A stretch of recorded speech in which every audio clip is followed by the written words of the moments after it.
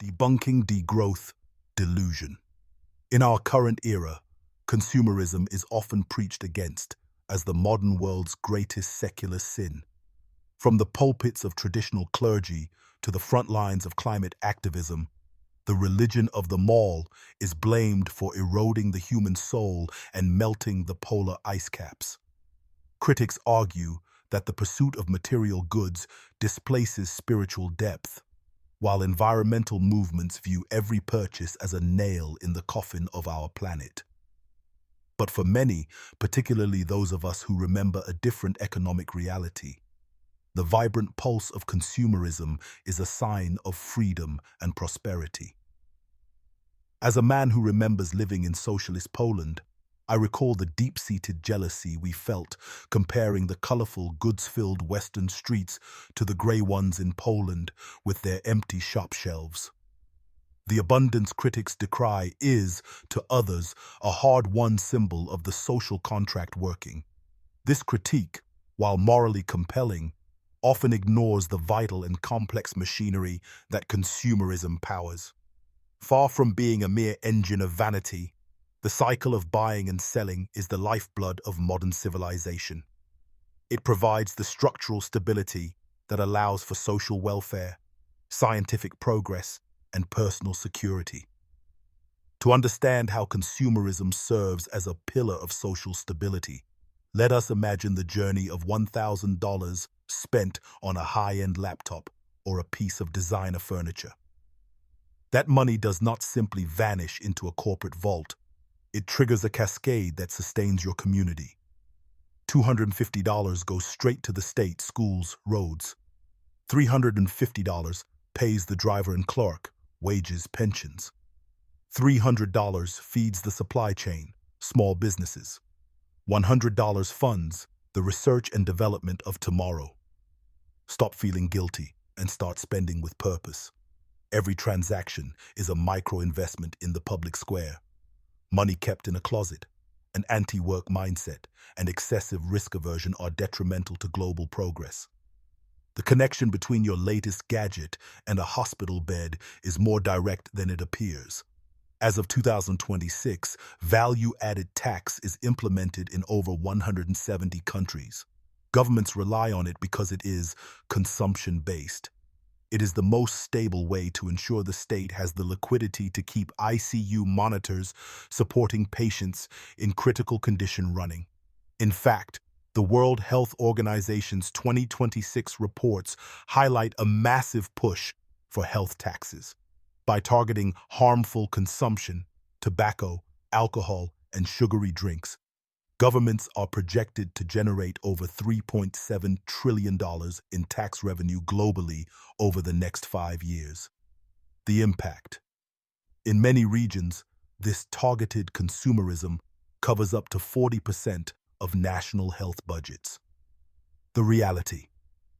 In the UK, the sugary drink tax has already funded thousands of school breakfast clubs, proving that the act of buying can be the act of healing.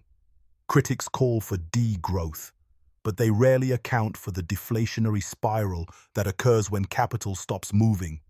Consider the two worlds we face: the high-velocity economy, a broad tax base where public services are well funded by a high volume of transactions.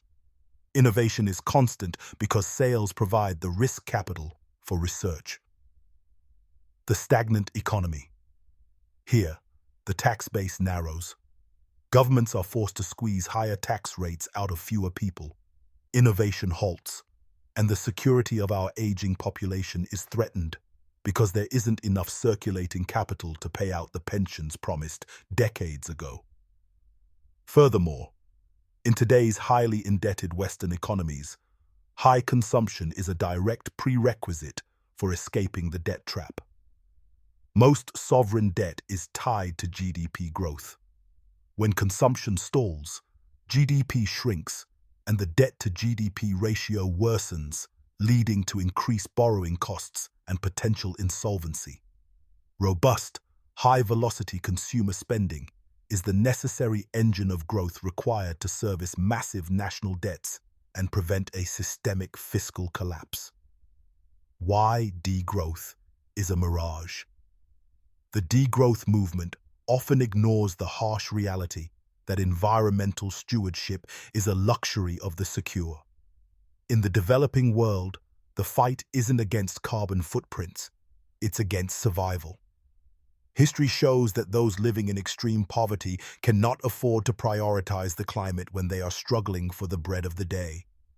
To expect billions of people in developing nations to abandon their pursuit of cars, planes, and modern comforts after witnessing the West achieve these milestones is a Don Quixote style of idealism.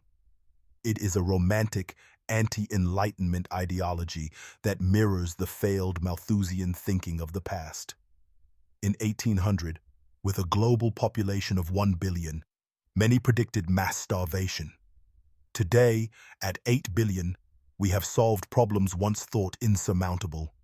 Extreme poverty plunged from roughly 90% in 1800 to around 10% today. Longevity. Human lifespans have essentially doubled. Global literacy shifted from a tiny elite to the vast majority of the human race. This progress wasn't achieved by doing less. It was achieved through the multiplication of minds. More people means more ideas, more competition, and more innovation. More does not always translate to more problems, but more solutions. Consumerism is the fuel for this engine. It provides the comfort buffer required for humanity to stop fighting over basic needs and find meaning in greater aims like business, science, sport, or art. Conclusion. The answer is not to stop spending, but to spend better. We must transition from mindless consumption to refined consumption. Opting for a local provider instead of a subsidized Chinese global platform may cost 10% more, but this choice actively supports fair competition. Furthermore, that 10% remains in your local tax base, directly funding essential community services like the fire department that protects your home. Spiritual emptiness is a valid concern, but material security is the foundation for spiritual pursuit. It is difficult to contemplate the divine when you are struggling for the bread of the day. The solution to our current crises is not a retreat into a primitive minimalism that would collapse our social safety nets and abandon the world's poor. Consumerism is the mechanism by which we express our preferences, fund our collective future, and maintain the social contract. Its good side is found in its ability to turn individual desires into collective stability. By directing the immense power of the global market toward innovation, we ensure that the vital pulse of our economy continues to beat, not just for our own comfort, but as the stabilizing force for a civilization that still has its greatest discoveries ahead of it.